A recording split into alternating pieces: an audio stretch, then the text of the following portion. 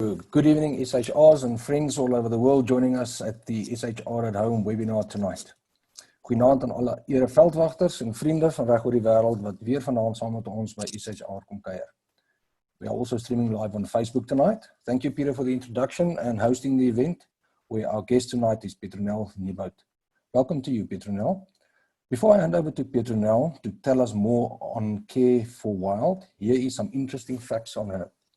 In 1999, Petronel started and managed a game capture school for 10 years, which was the first comprehensive school academy training in South Africa to offer courses to veterinarians and non-veterinarians that focused on all the theoretical and practical aspects of all forms of wildlife capture, care, and handling. And then in 2011, Petronel consolidated her efforts and Care for Wild was born in a scenic area of Barberton, just outside Nelspruit in Mpumalanga, South Africa.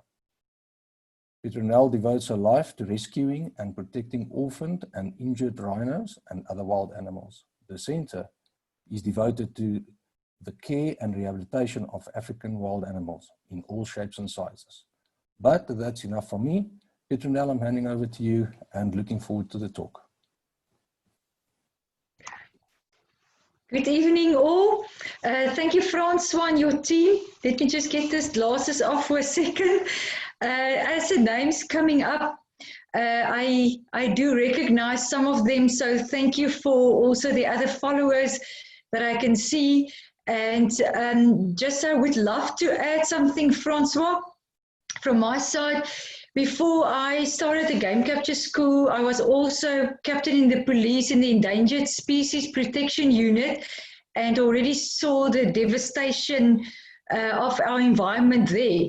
So again, I can't wait to just show you guys what we do here, and I would love to answer all your questions. So if we can't get to all the questions tonight, you're also welcome to email us more of those questions or to Peter, and they will forward it to us, and we will be really willing to answer all the questions. Okay, so we can go to share screen, and then I can start the presentation. Okay, excellent. We at Care for Wild Rhino Sanctuary, and this is actually a beautiful story of hope for the people and the rhinos of Africa. And like I said, we started in 2011. I moved from Limpopo, where I had two wildlife centers and started two. One at Bella Bella and another one near the old Naboomspruit. And then moved to the Lowveld near the Kruger. What a wonderful experience it was, but very challenging. And I would like just to say, guys, sorry, we will have to see a few of these type of photos, but I would say for all the sensitive viewers, I apologize, but I would love to just bring the story over on what we're going to do and what we will discuss. So this talk specifically is to do with the rhino orphans and the understanding between South African National Parks and Care for Wild Rhino Sanctuary. Now, Peter, if you can play us a video, that will be great. Thank you.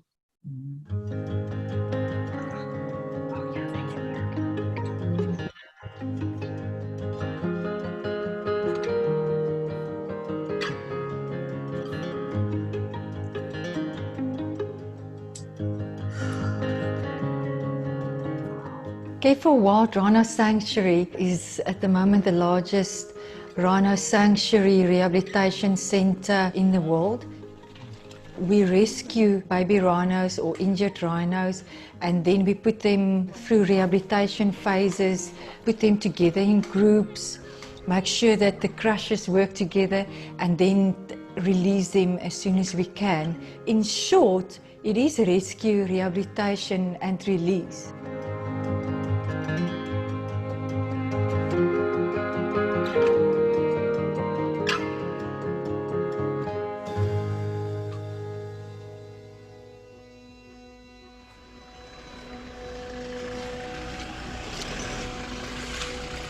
We're just getting ready to clean Razuli's wounds and move him and Ribbon down to the bigger bomas.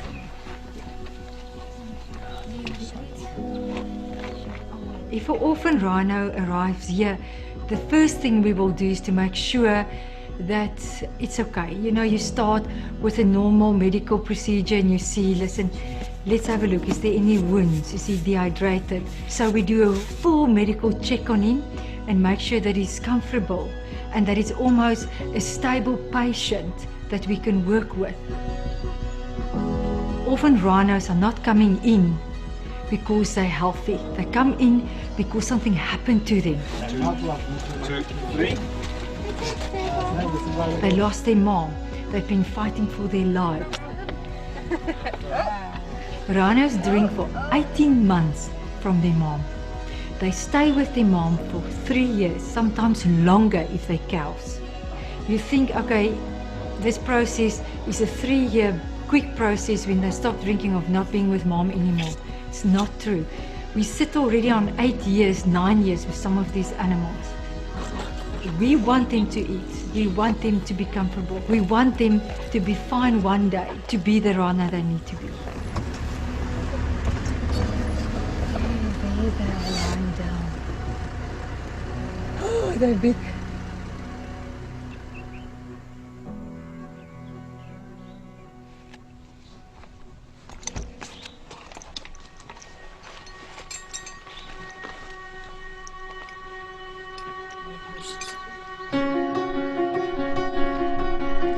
What we look at from Care for Wild's perspective is to save rhinos to start with, but not only rhinos. When we save rhinos and we protect the area that the rhinos are in, we protect everything that occurred in that area.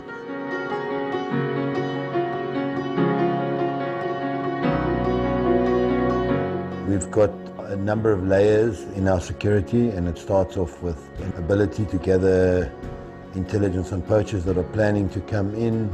We have a very good fence system which protects the IPZ. It's electrified, well cleared. We have game scouts. Jump. We've got a mounted unit. We've got a canine unit with bite dogs, attack dogs and tracking dogs. And then we have a reaction unit. To sometimes stand here and we have vegetable gardens and we have people, caretakers, and we have people helping us get the food to the bomas. And to think that's community people.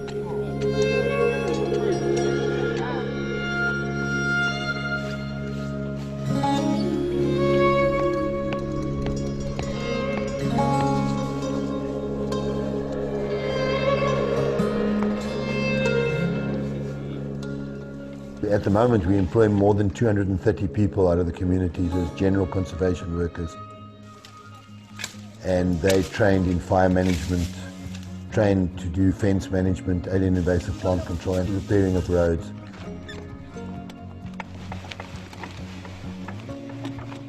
Our long-term philosophy is to have communities involved at all levels, not only just recruiting people, but that they actually benefit from the outputs of a conservation, which would be in many forms.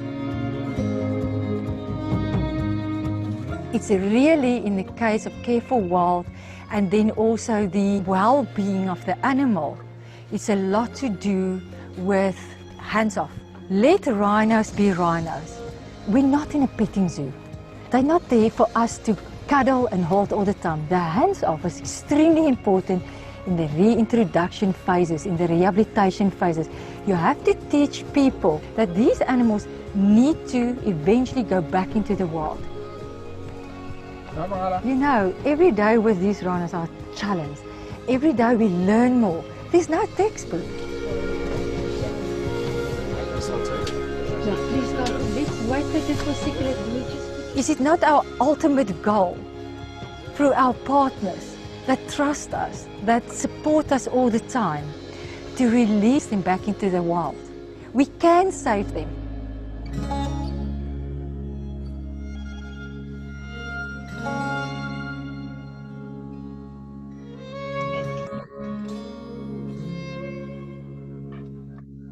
Hy gemas.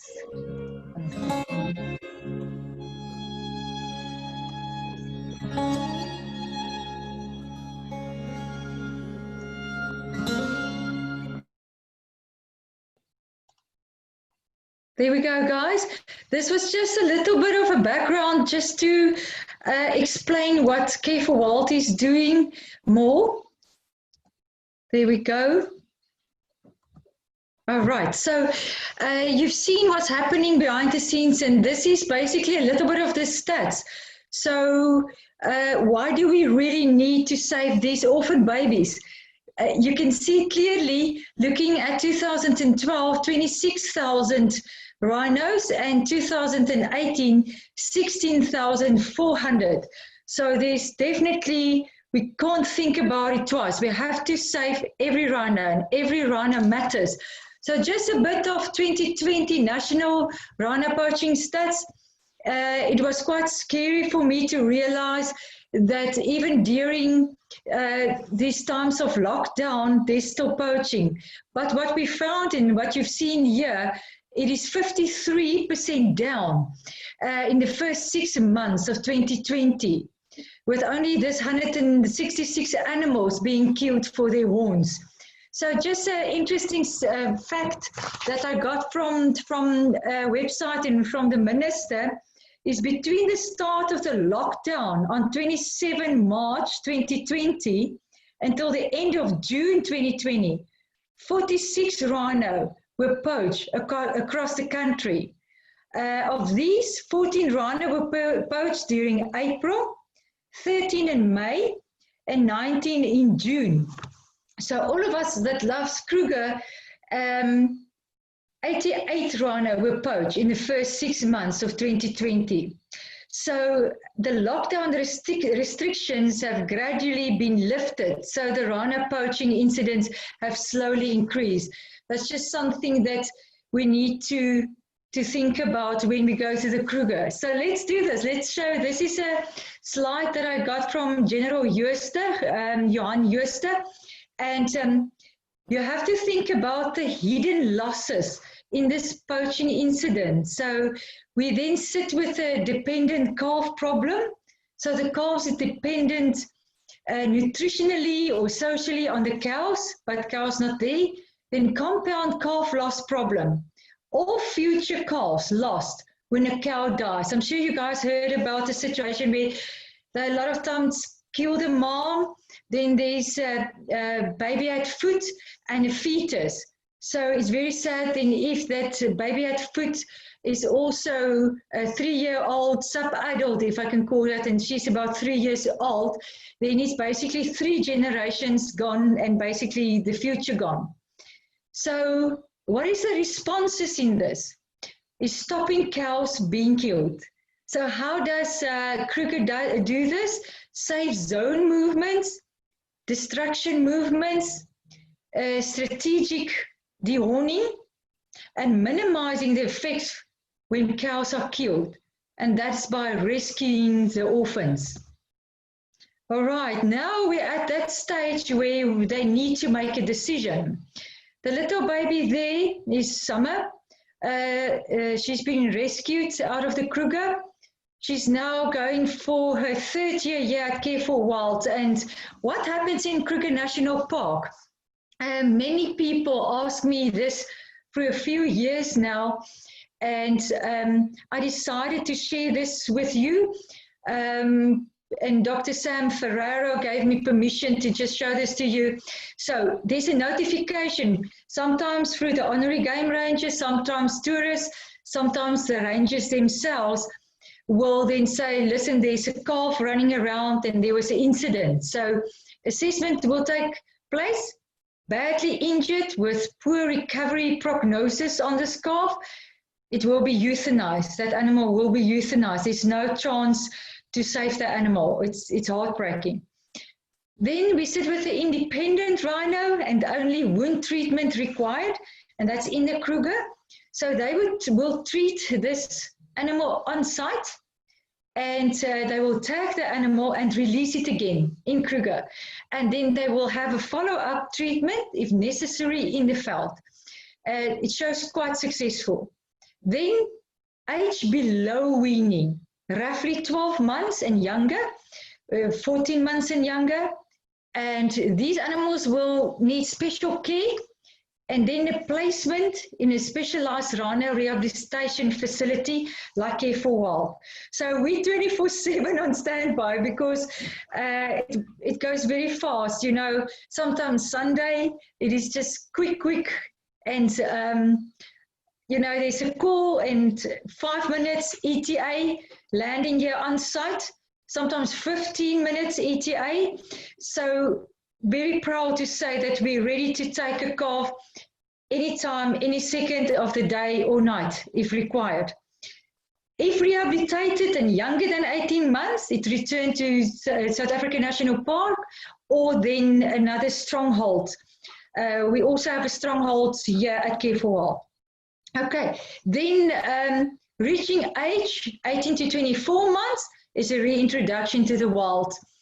Above weaning age, it's treatment and placement in the South African National Parks BOMAS. I just thought to share that with you because I know there was a few questions on that in the past. Okay, so there's our assessment on the recovery. The last underneath there, you'll see a mom again with a calf, young calf, and then some of the calves here are a little bit bigger. And this is the team of Kruger then responding. All right, animals staying in Kruger National Park.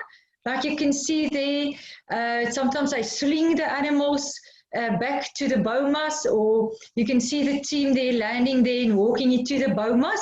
And here you can also see then they place some of these calves, the older calves, with surrogate moms. And that's also very successful. We also do it here when they're a little bit older at Care for Wild. Okay, sorry about this as well to show you again. So what gets to Care for Wild is always a challenge. I can't say it's not. Like you can see the animal there on the left hand, the top, that's Winter. Just to say to everyone, she's doing very well.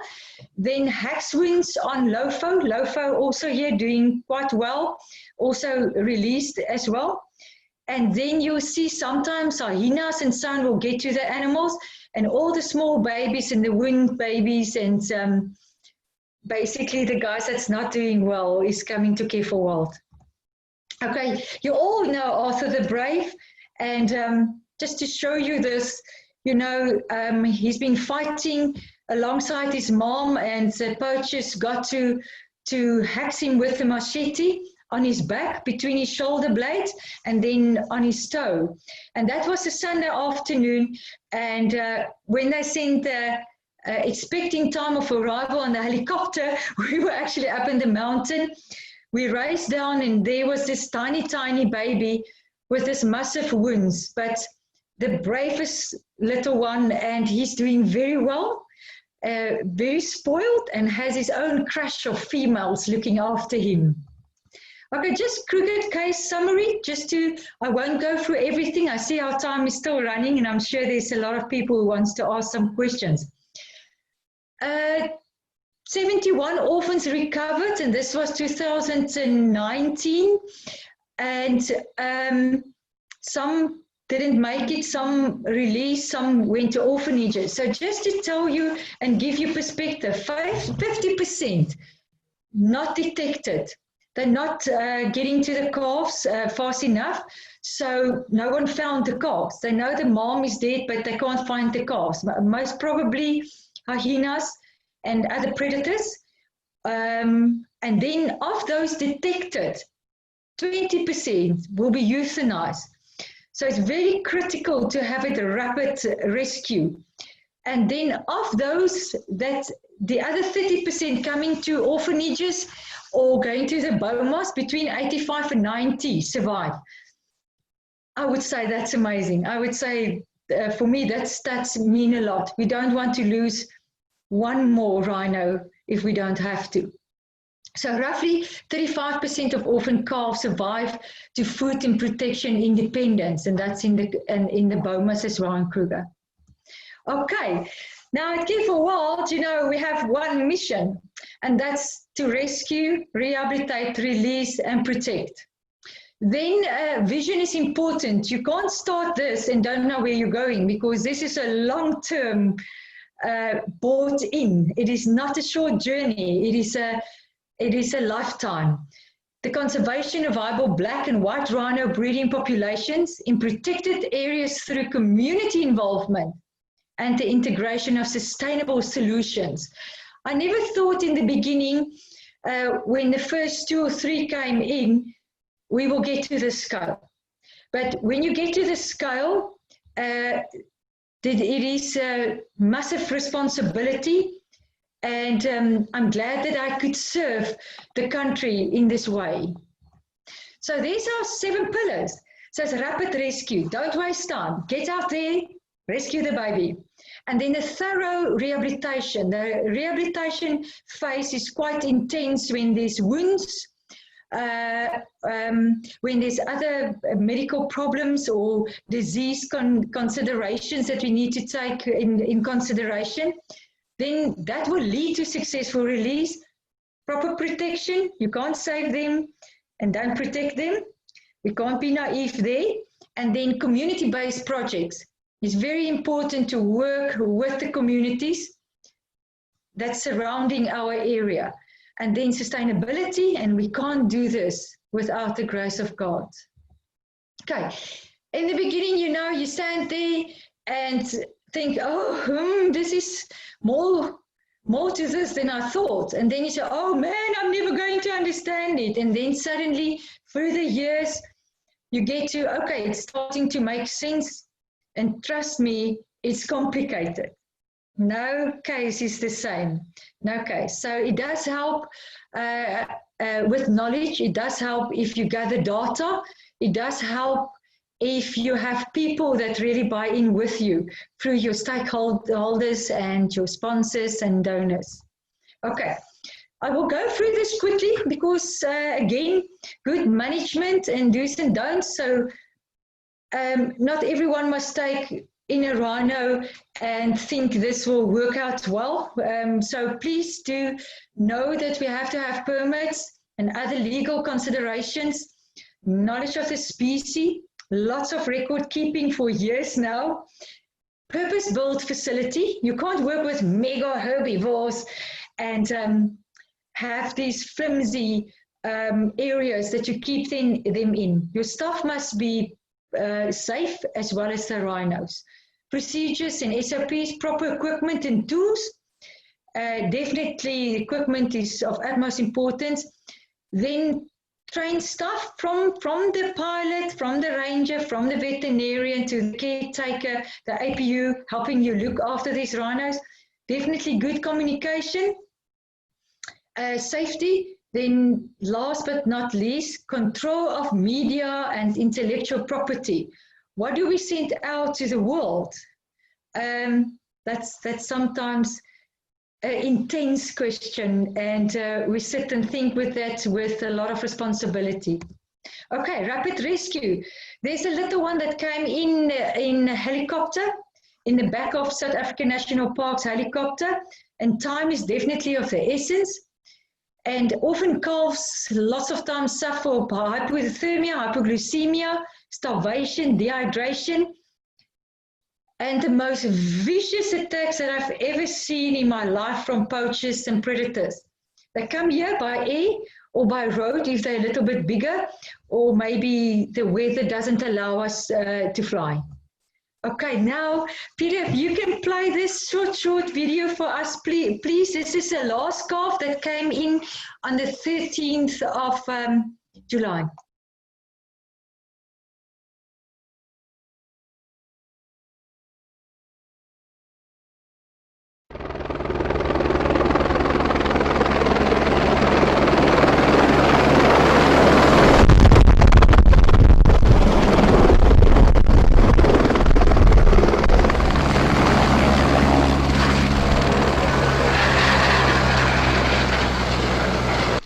The next 24 hours for Care4 Wild and the team here will be monitoring this baby, making sure he's well hydrated, making sure he's not hypoglycemic, and get him on a bottle.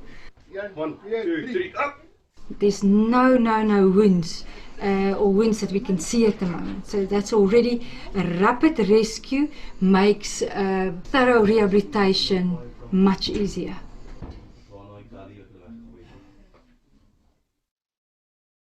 Okay, we're back.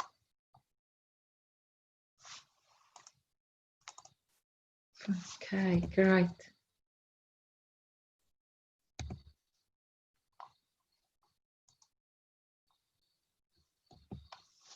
Okay, guys, so that was just quickly showing you how quick things can happen.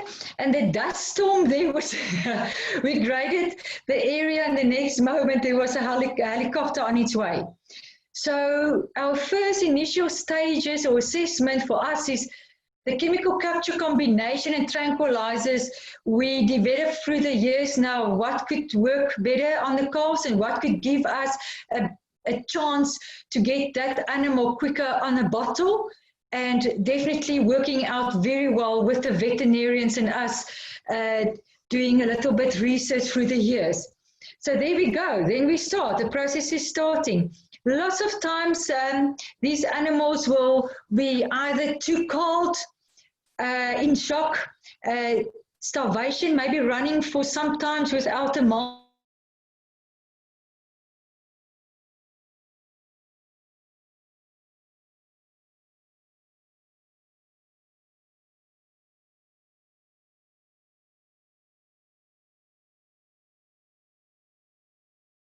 And then sometimes because of dehydration, there's an impactation, and that's also very sore, and they can die of it. One of the big things is gastric and corneal ulcers that we found, low blood pressure because of winds, lack of oxygen because of sometimes the chemicals, then definitely stress and trauma management. And then myopathy is when this animal's been running away from predators, running away from maybe the helicopter, trying to dart it, you know. And that must also be treated as it is basically dehydration of the muscle. Wounds, horrific wounds that will feel like someone hit you on your tummy. It is ridiculous. I can't believe that some of these babies make these wounds. Sometimes the hyenas rip the tails out in the back, the ligaments, you can see the bones, biting the ankles, biting through the noses, through the horns, ears off, and they do make it. It is for us to see this and to think that we can help that baby, so important with pain management as well. Then infection and sepsis control, and like I said, pain management. Right, this is an interesting one. I can just say, when we get to this stage, luckily the animal is out of ICU, and the routine can start with feeding, weighing to see how this baby is doing, because sometimes they'll eat, but they don't pick up weight. So why is that? That's stress. They haven't adapted this yet. So I call it adaptation phases for these babies as well, and a lot of monitoring taking place there. Emotional state. The trauma is immense. They love to mat bath. They love their friends. They love to be in the sun. So very sociable animals. And the newly diagnosed conditions for here on Careful Wild is Styleria bicornis. It's a tick bite problem, and also fatal.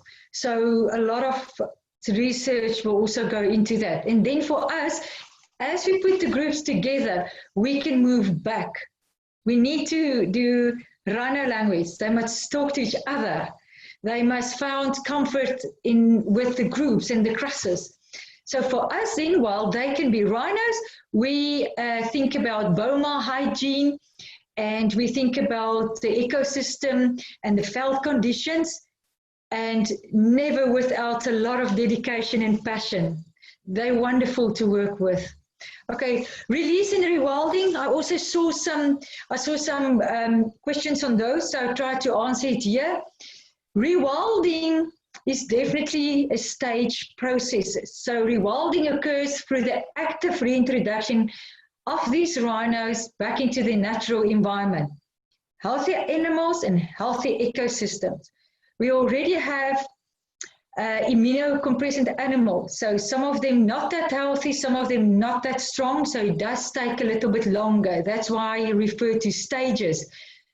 Different animals, different stages, and so on. So socially complex animals, we have to put crushes together. Sometimes I have to wait a little bit because some of these animals are a bit older and there's still a little one drinking milk. But we also put one of those back into the wild where little Lily was taking her bottle in the wild and in the veld, and the rest of the crush will wait for her to drink and then go back, and she will go back to them. So that was amazing to see. So here we rescue rhinos and they reintroduce within our IPZ. You cannot release if there's not proper protection. Okay, and then the range expansion that we're always busy with. Now as we speak, busy fencing another area. We need to have additional natural grazing. We need to have this natural roaming and territorial habits of this rhino. They have to establish their own new home ranges. Please, the audience must remember one thing. It is a group of orphans. They came in sometimes a day old, sometimes a week old, sometimes 6 months old. They are not used to big other rhinos. We've been busy with this for 9-10 years now. So I today spoke to Dr. Bus as well, Peter Bus in the Kruger. This is very unique circumstances to have groups of orphan rhinos in crashes. So, and then please do remember, we help secure protected reserve with viable and reproducing rhino. They need to reproduce. That's what we're busy with. Okay, our protection, 24-hour surveillance, electrical fences, game scouts, armed reaction unit. Like you all know, it's full moon now, so we're busy. Not a lot of sleep then for the teams, and very proud of them. We are now 2,185 days without incursion. Rhino monitors, 24/7 with us rhinos, a K9 unit. Love the K9 unit with all the beautiful dogs, mounted unit, very successful mounted unit. Also, they can also do crowd control as well as doing patrols at night. And then our own crime intelligence network, that's of utmost importance in this fight. Right now we're at our community, and there's the veggies. It's in abundance, you know, it is like, oh, you just want to harvest. And this is empowering people with the skills and pride to turn the challenges into opportunities that can save our environment and then also eat veggies. So it's absolutely amazing to work with these people. So just a little bit of this, and I think if people are interested, they can also find out more about this. Some of you guys might have companies that would be interested in helping with the farming projects or with the veggie project. So Lumshiyu Farming Project is also a sustainable project. So if you can see, working inclusive with local communities and then leaders. So also soccer, netball, and YES Project, where we partner with Investec, and YES Project is Youth Employment Scheme, where we give through Cyril Ramaphosa and the government, this is their scheme, and training these people and put them into situations where we can teach them all sorts of skills. And then the schools education, we're almost there. Sustainability. Sometimes without having a choice, there's no power on the farm, so utilization of solar power. I have no idea what a block out is, or what do you call that power sharing? Load shedding. Load shedding. You know, I don't even know it. So if it's if it's not overcast, we have power. If it's very overcast, we don't have power. So rainwater harvesting, recycling projects, and then carbon offsets project for spekboom and so on. And then financially, sustainability is of utmost importance. We can't always just ask for money for donors. So we have projects with our partners, we shop with our partners, e-commerce, social media, and community and local economy development. Here you can see our chief in some of the lands. We planted 5 hectares of macadamia. We planted over 25,000 cabbages, onions, spinach. It is unbelievable. And sustainability. What a journey it's been. Research and training, always busy with research. And here we're also helping in Tanzania as we speak with black rhino there, Botswana, 2 white rhinos there that we're helping with, and Zimbabwe, black rhino, Namibia, mostly black rhino, Swaziland, white and black rhino. So on a daily basis, also giving information through to other groups that might sit with problems. We also just heard we might be of help in India with that flooding that's happening there. It looks like there's a little one there as well. So then also develop standardized protocols for these people that they can also be of help to their rhino populations. And then that's how you become a Rhino Center of Excellence. You work hard, you do all your records, and you stay humble. Okay, guys, now I'm basically done with the talk. We're going to have a quick 6-second video. If Peter can just help me there, that will be great.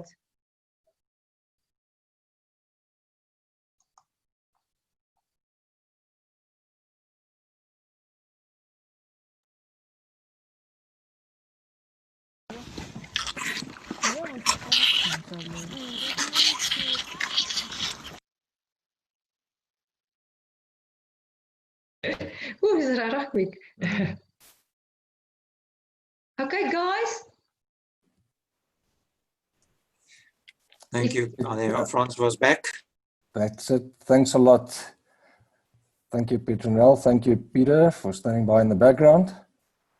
Thank you very much, Petronel. This was very informative and your passion is inspirational. And we are extremely privileged to have hosted you tonight. What an awesome operation you're running. Wishing you all the best with the work that you're doing. We've got some questions that the members are asking tonight. I'm first going to go to the email questions that came in. Gabby Sylvester.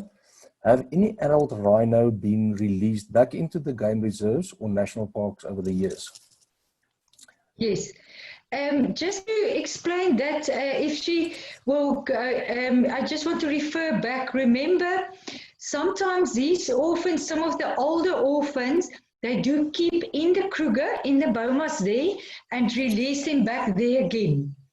And we as well, in the strongholds. So the process is just quite longer. But if it's an adult with the injury, sometimes it's not necessarily a small baby. Sometimes it's a bigger adult with a wound, you know, a shot wound. And then they treat and then they do put back into the South African national parks or provincial parks or other strongholds. Yes, definitely. Thank you for that. And then Monica Leary also through email said, do you use volunteers to assist in the daily care of the crushers? And if so, what attributes do you look for in an aspirant volunteer? Yes, definitely we do. The hands is so helpful. And I can say they must be able and they must be willing, because I mustn't underestimate the hours. And, you know, we can sometimes in December get to 42 degrees Celsius. This year we had -6 degrees Celsius. So it is not for the faint-hearted, but we would love to have volunteers. And I know some of the volunteers listening tonight as well, they're texting me. Thank you guys for coming through and helping us as well. It's definitely for us, we're very grateful for that. Thank you. And then I've got two questions from Ted Benson. The first one is, what is the youngest age that you believe that you can save an orphan rhino? The youngest age was basically a day. Wow. So I think we can't really get younger than that, but what I can say here, remember, it's not a situation that they have to have colostrum. I do have a blood bank and I do have a plasma in my fridge. So we can put that animal then basically on plasma and help with blood if need be. So I would say the youngest we could pull through was a day. Wow. Wow. Yeah. And the second question was, what do you use for pain management and how long does the treatment last? Obviously depends on the severity of the wounds and the size of the baby. You know, that's a very important question. They are busy. Myself and Dr. Bas was actually discussing this again today.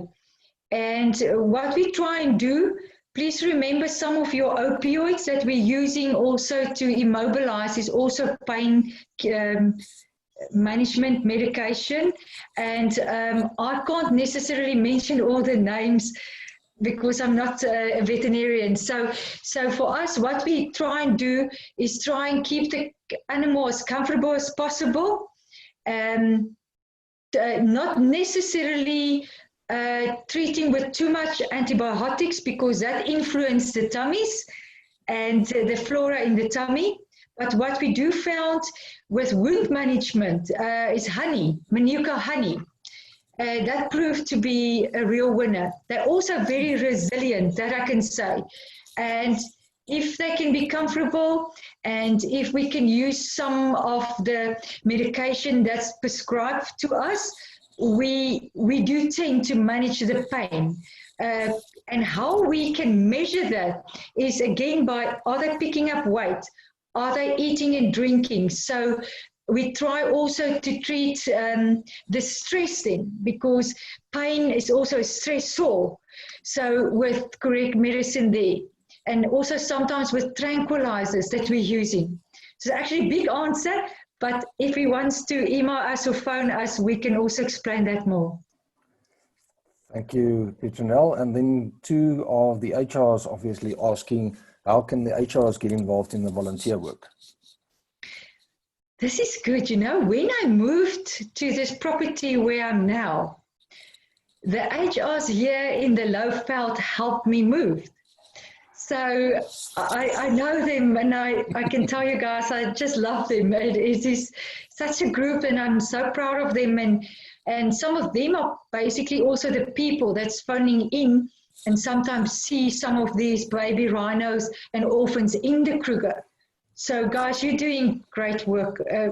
Very, very proud of you guys. And it's wonderful to know that I can tonight share what's happening to you guys as well and how it works. So you can email volunteer@careforwild.co.za and we will show the website as well. I'm sure it's www.careforwild.co.za and then we will respond. And you guys are very welcome. Thank you for that. And then I have a question from John Buerta. How frequently does it happen that an orphan rhino cannot adapt to eventual release? That sometimes depends basically on the wounds. And what we found is if we can find a companion, and that's another rhino, quickly, those processes, luckily, haven't necessarily a Care for Wild, we're doing very well. So sometimes they crash because what will happen is like today we just saw it again, you know, sometimes they go and the grey go and he visited Tana and Babush and that group. So as soon as you get him into extensive areas, they tend to do better. I think where we're now in the processes, we're going to 8 years, 9 years. Some of these bulls might not necessarily be the dominant bull. And some of we will have to make space so that they have territories that they don't cross. So this is quite interesting. As we go along, we will see more cows come together. I think they're discussing the bulls, and then the bulls will go to another area and say, what is wrong with the cows, you know? So as we're releasing, all these things start playing out in the veld. Something that I would love to share with the listeners, something that I never thought of. When I took the first group to the veld and I saw the river, I never knew that they've never seen a river. They were dead scared of a river. Because remember, when mom were poached, they was drinking from mom. They never saw a river. They always from there on drank out of a bottle, out of a trough. So we had to climb into the river and basically lure them in the river before they realized that they could drink from a river. So guys, the journey was immensely interesting and involved of rhinos teaching people, not always people knowing what they do. We think they will know, but they didn't know.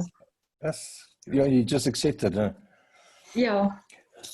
Another question from Marty Jasper. Are there imprinting onto humans, problems with baby rhinos not realizing that they are actual rhinos? And I think you did touch on some of it, but if you could maybe just speak to the time domestication of the possibility and the release to the wild. You know what, it's absolutely, I thank you for the question, because I think it's important to quickly just say how that works. Look, if a baby come in and it's a week old or 2 weeks old, the imprint most definitely will be on whoever's holding the bottle. So when it's older, a little bit older, it's almost easier, because you can, when the trust over, put the animal on the bottle, put that baby with bigger animals, and you're just holding a bottle. You are not there for emotional support at all. Then the crush will take that baby in. So I think as we carried through these processes of years and years, we found that we could step more and more back. I think what we as humans must realize is that we mustn't make the animals so used to us that become the problem. So that's what we try at Care for Wild. Like now, there's 2 babies that came in the last month. They're already together. So we're basically there to clean a boma and to give the milk. So that we then, after this process, they're going down to a bigger animal. She's 3 years old. Her name is Diana. Benjamin is with her. Benjamin was shot through his rump after his mom were killed, and the hyenas also attacked him. He did not do well until we put him with Diana, and he was the happiest little one. So rhinos must talk rhino. Humans must get out of the way. So sometimes it do happen, but we try our best.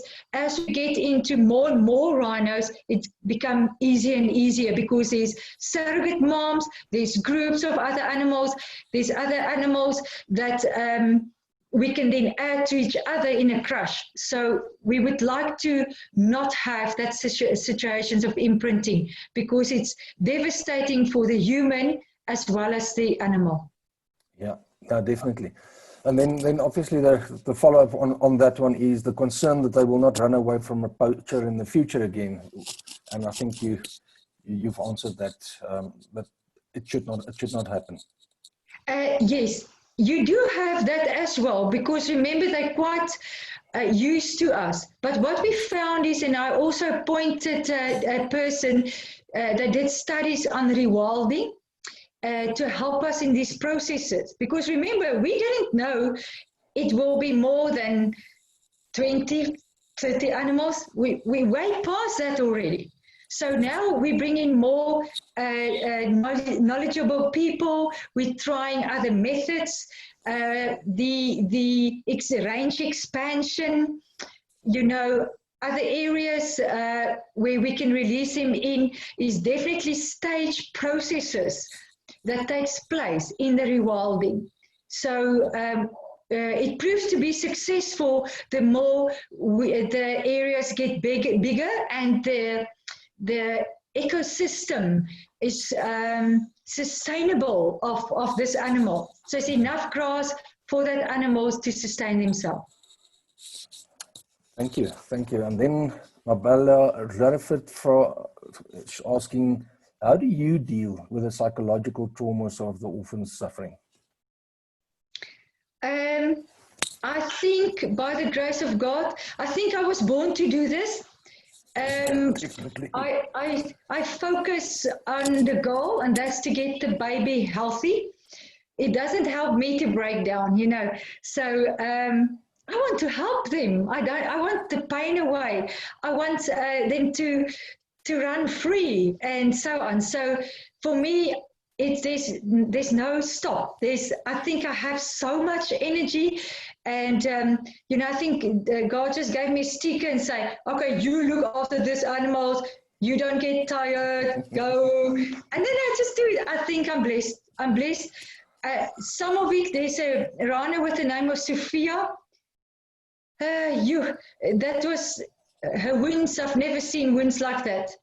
But today when she looked up at me and I saw her walking there, I thought, hey girl, you're resilient. How can we not save them? They here for 50 million years.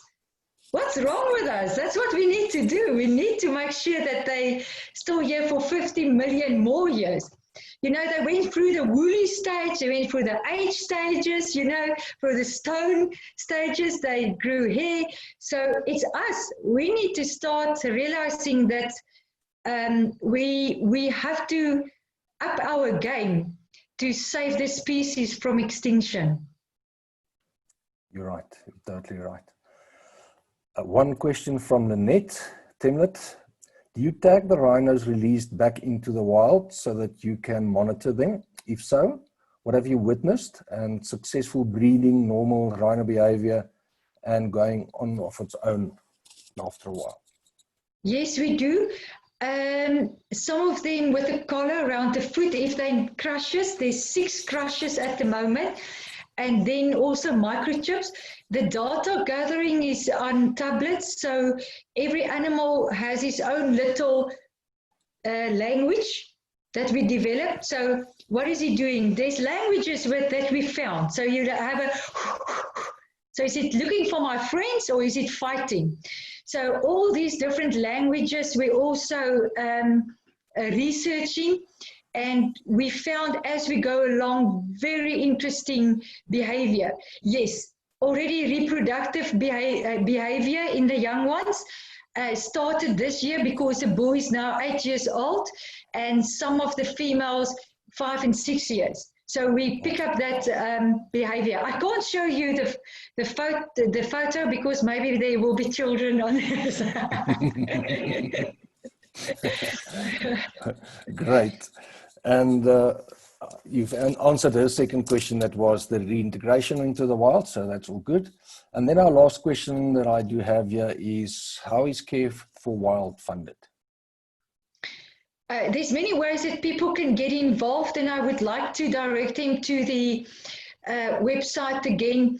And at the moment, through funders and sponsors and donors and e-commerce, believe it or not, and then sometimes invitations to go fundraising events, and then just sometimes people, we had a drive now for the winter food on our Facebook and on our Instagram, and I cannot tell you the support. You know, some people can just support 1 bale of lucerne, but that 1 bale of lucerne is already helping us so much. So also shop with our partners and just contacting us as well and donate at Care for Wild. It's on the website. So there's many ways to get involved. Even if there's no money that have to change hands, sometimes a prayer, sometimes knitting, you know, beanies for the people or blankets. We're very blessed. All our guards, all our rhino keepers have blankets that's been knitted by people. And, you know, all these colors. And you just put it over you, and you know that's been made by love and hands, and it's just so beautiful. So there's so many ways that people can actually support. Thank you. Thank you for that, Petronel. That was our last question. Just a comment back from Marty Jasper, who says, thank you, Petronel, for the detailed answer to my question. Then just from our side, speaking of fundraising, with the effects of COVID-19 likely to extend well beyond 2020 and conservation always being close to our hearts, you have the opportunity to contribute to the work that SANParks Honorary Rangers do. We currently focus on being conservationists of communities. We as volunteers who support our national parks care deeply about people living adjacent to parks, and we like to help them and make their lives a bit easier. And then the canine watchdog. Poaching in our national parks remains a major conservation challenge in South Africa, as you've seen tonight. The canine anti-poaching unit is considered a game changer for anti-poaching initiatives in the Kruger Park. During 2017, all encounters with poachers that involved dogs rescued resulted in arrests. We are also planning an online concert in September with a tour through the other parks of South Africa, and in evening not to be missed. More detail available soon. For our non-members and friends out there, should you wish to know more and contribute to the work that the SHRs do, please visit our website, sanparkvolunteers.org. Details of becoming a SHR is also on that site. Then, thank you to all our viewers and participation for tonight. Thoroughly enjoyed the company. And then once again, Petronel, from your quote, you don't just get involved with it, you are born with it. And I would like to add, and live it. Enjoy, be safe, and see you all again next time. And remember to invite family and friends to join. Good night, goeienacht.